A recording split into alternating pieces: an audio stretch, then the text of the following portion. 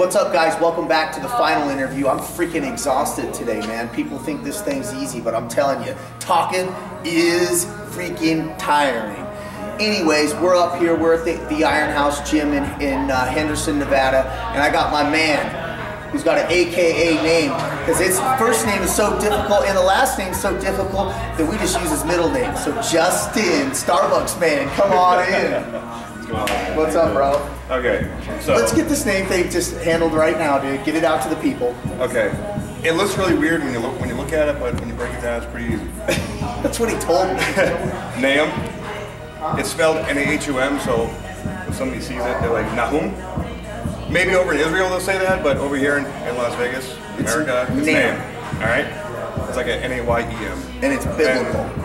Yeah, I'm super open to it. Okay. And then the last name is Vizakis. Now that one, I guess, just think of something that rhymes with Vizakis and you got it, okay? So, name Vizakis, middle name's Justin. I go to Starbucks or Teriyaki Boy and, you know, I tell them Justin works a lot easier. I don't have to sit there and have a 20-minute conversation about what my name is. Well, he is a fellow Italian brother, so you know what? When blood runs thick here, you got to appreciate it. Exactly. You got to appreciate it. You know, I follow him on Facebook a lot, dude. And, you know, we met through a mutual friend, and the one thing about Nahum that I really, really, really like is your energy.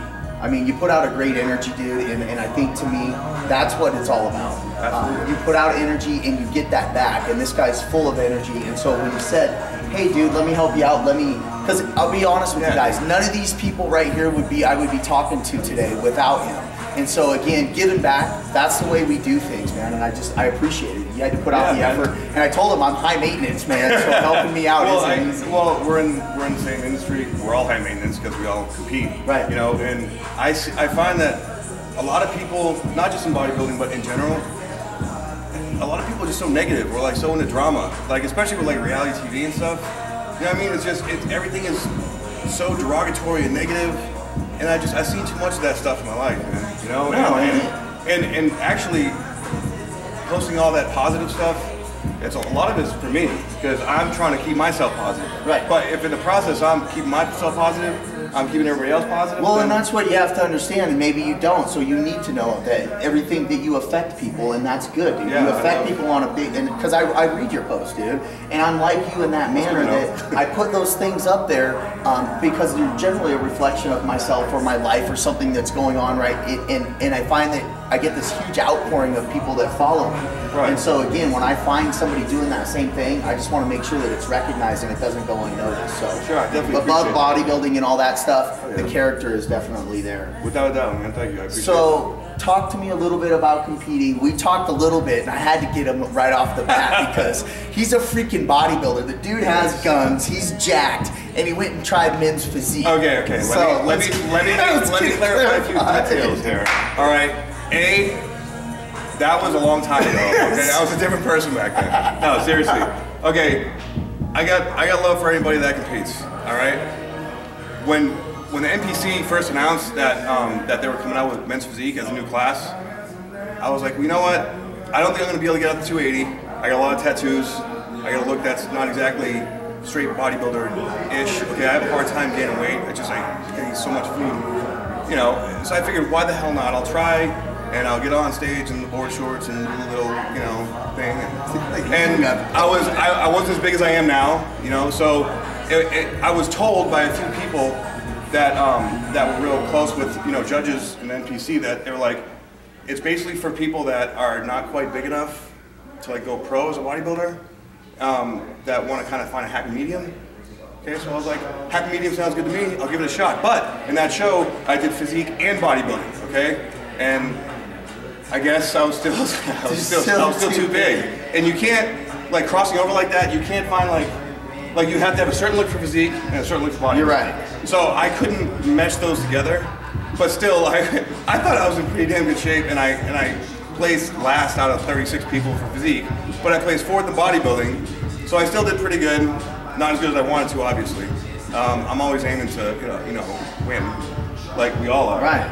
But after that, I was like, I'll just try to gain the weight, because not only that, but the whole mindset, the whole lifestyle, the posing, the whole ethical and just philosophical nature of bodybuilding is just, it's what I love, man. Like, posing for bodybuilding is just such an art form. It's an expression of your character and yourself. And when you're up there and you just let yourself go, you know, like, and people outside the sport are like, oh, you get on stage in front of 5,000 people in a little mankini, like, that's so great. But you know what? I'm showing off what I've worked my ass off for the last 6 months. And I'm doing something that, what, less than 1% of the entire population. Well, when you say that, and I'm sorry to interrupt you, but when you say, number one, you're right, it is less than 1%. Number two, people will always ask you or look at you funny, or when you're in the gym, I'm posing. I always say there's not a mirror that I don't love. Yeah. I do that, and we shine on stage in those moments, especially after you've been seasoned in this sport for a while. You shine in those moments. That's number one, that is your moment. Number two, dude, that's what you've worked your butt off for, you know, exactly. And you've earned every bit of it. And so I don't care if you're 19 or you're 45 or 60, if you're jacked and you're flexing in the mirror, dude, that's awesome, dude. Flex on, because I'll be right behind you hitting the same one. I want to see who looks better, you know? So I think that's, you know, I think it's cool, man. I think that it's awesome. Oh, yeah. Now, a lot of the young kids that I see coming in these days, there are a lot of misconceptions in the sport, and there's a lot of stereotypes, and I think that, like, you know, people like you and me, we have to get the word out there that, you know, it's not all about ego, it's not all about just looking good, it's about that mission that you have within yourself to better yourself. It's about digging deep and finding yourself, really. Like, honestly, for me, when I started bodybuilding in 2009, okay, when I was 30 years old, I was deployed to Iraq. And a friend of mine was like, hey, why don't you give it a shot? I've been, like, physically active. I did MMA and I did, you know, military kind of stuff, powerlifting when I was younger. You know, I always was in good shape, but I never had abs until I was 30 years old. And then I was like, you know what? I'll give it a shot. And I actually won the overall. I was Mr. Taji 09. Okay, I had no idea what the hell I was doing. I learned all my information from bodybuilding.com and some other website that I don't even remember, is not even in existence anymore. But just reading the forums, like, what should I eat, what should I not eat? But, and you know what, but it felt, I was hooked, man, like, because I had to work so hard, but when I won the overall, when I won that, it was just, I can't even describe the feeling. I'm getting goosebumps just thinking about it. You are too, that's awesome.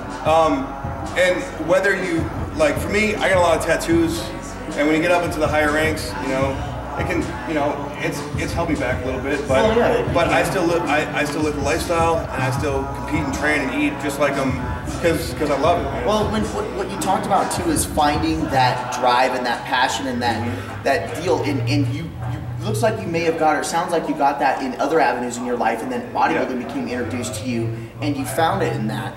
And that's what I try to express to people is when you find that, because when I come to the gym, and it's probably more like you too, when you come to the gym and you leave, my endorphins are kicked in. Absolutely, I enjoy it, dude. I get a high off of it.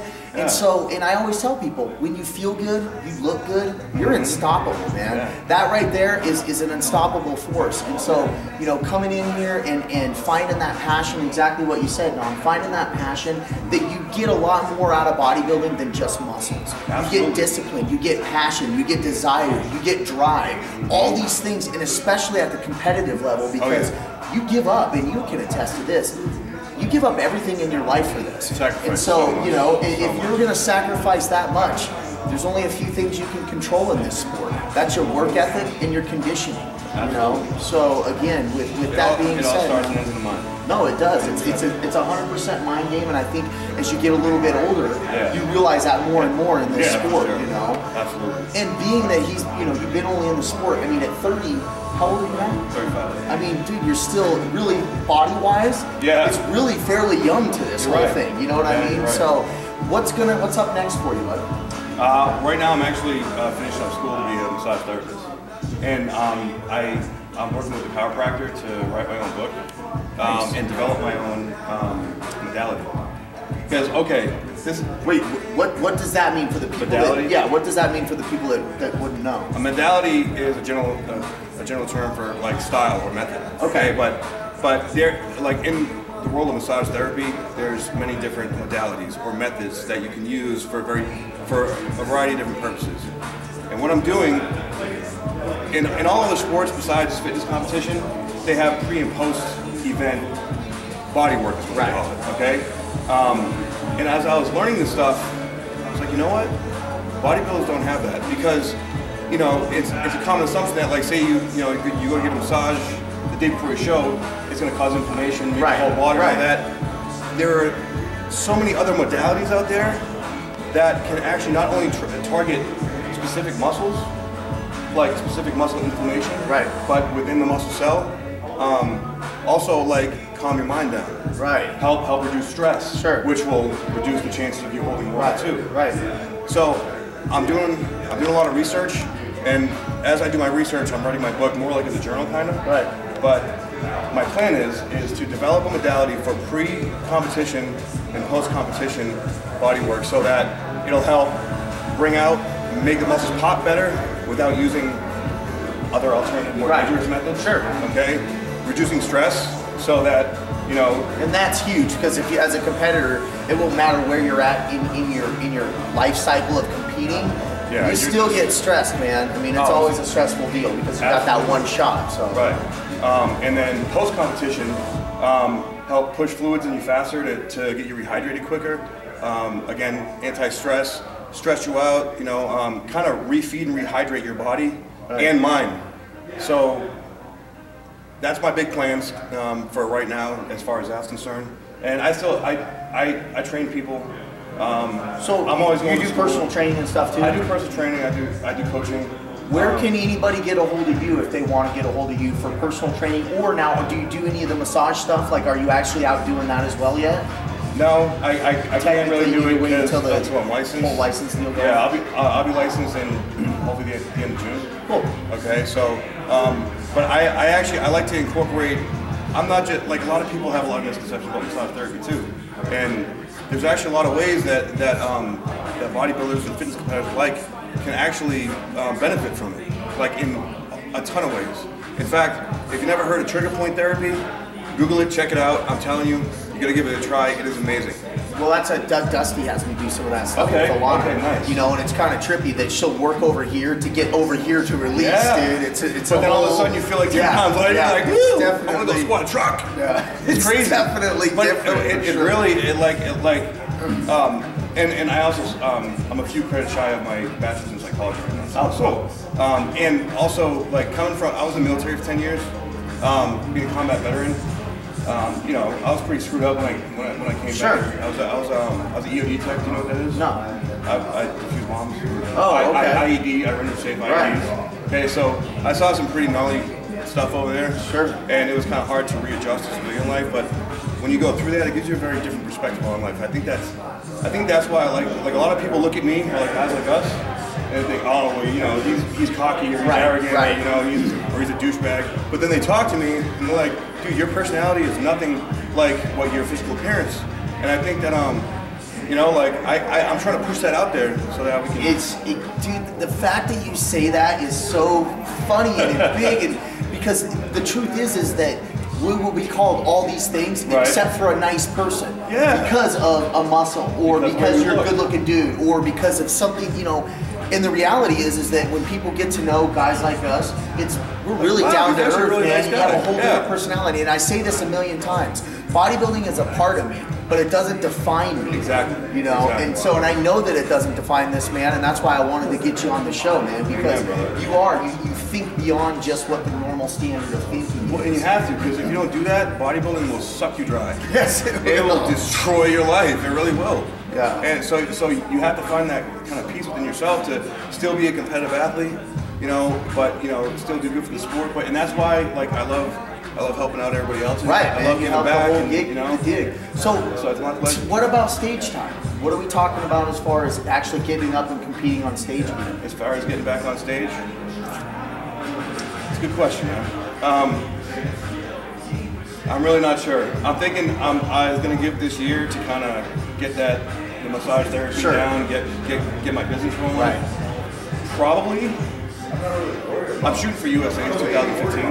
I'll have to do a regional show to re-qualify, but and I need to work on a little more size, get my appetite up there and everything. But you know, I gotta USA is kind of perfect because it's here Right. in Vegas, and you know, like they got the best. I mean, I think Vegas is still different than everywhere else. Or Phoenix is kind of the same too, but like you go anywhere else, like Massachusetts or like Pennsylvania or Kentucky, and people like us like don't really exist around. I know. You know what I mean? Right? But here, it's like the norm. Like everybody's like jacked they're up. pro athletes, and everybody wants to look good for pool season, and it's Right. crazy. Like so, it makes it a little more easy to stay motivated. Sure. But so I'm I'll There is a show out stick there at around some here. point, probably local, and definitely, you know, I'd like to see, because you're going to be in the heavyweights for sure. I Right? was at heavyweight nationals. Yeah. And I think I weighed in, or I got on stage at about 218. Yeah. So, but even still, man, like I don't know, the nationals that was a heavy, Eye-opener, heavy right? lineup, dude. Oh my, like it made USA's look kind of small in comparison. Yeah. There were 38 heavyweights. Well, yeah. And all these guys were like, you know, just, you know, getting down to 225. Right, and well, everybody at that level is the best of their gym. You know what I Yeah. mean? You don't get anybody that's not good, or they Yeah. wouldn't actually be there on stage. Yeah, so here I am, I'm like, you know, I look amazing, best I ever looked, and I get on stage and I look like, you know, average. Right. I'm like, oh man. Well, So- and again, it's another testament to people making sure that you're ready. Oh, yeah. Before you go and do a national show, talk to people that have done them or won them or been at high level at them. It is not like any other thing that you can do as far as competing goes. It's a Yeah. whole nother ballgame when you go from that regional or local show up to I'm that not level. kidding, man. I mean, I'm you not see kidding. dudes that are 5'4" and 250 pounds. So, Yeah. who do you want to again? Who do you want to thank, Nahum, here that have helped you out? We're family, friends, those kind of people. All my family's back in Boston. I'm not really too close to my family, but you know, it's happening. Always on TV. Actually, you know what? I gotta send a shout out to Mike Cullison for sure. He's one of my best friends here. He's supported me through thick and thin, up and down, every level, and never ever once questioned. Like the most loyal guy I ever met in my life. That's awesome. He's a great guy. So thank you, brother. Craig has been a great friend too. Him and I kind of like training partners now. And really everybody that's in my little circle. Your community. Yeah, just thank you guys, and you know, I have a really small group of tight friends. You know, I'm not really into having like thousands of friends. So the few people that you know are close to me, I play it tight. I do my own thing. You know, I keep it real, and you know, Good I just people, dude. keep trying to better myself. So For sure, man. Oh yeah. Well, I'm looking forward to not only seeing you on stage, but when you get your license and your business and stuff back Sure, going, man. we'll get you back on the show and we'll get you plugged in there, and then I'm gonna come in for a visit, dude. Without a doubt, man. And then hopefully I'll have a little more information so you guys can contact me. And I'll tell you, if you don't know a whole lot about that whole world of like alternative modalities, just definitely check it out, especially if you're a competitive athlete. It makes such a world of difference. Hey, and one other thing, you know, our show I can't do these shows without the best sponsor in the world. Literally, ProSup's best sponsor in the world. They back me up for everything, the best products in the world. I don't just say it, I take them, I use them, and I'm gonna hook you up, dude, that's for sure. We're gonna definitely send you some stuff your way for taking care of all this, man. Thank you, So we brother. appreciate it. From ProSups, Mike Best, Justin the Starbucks man. We're out of here, guys. It's been a hell of a day, and I'm tired and hungry.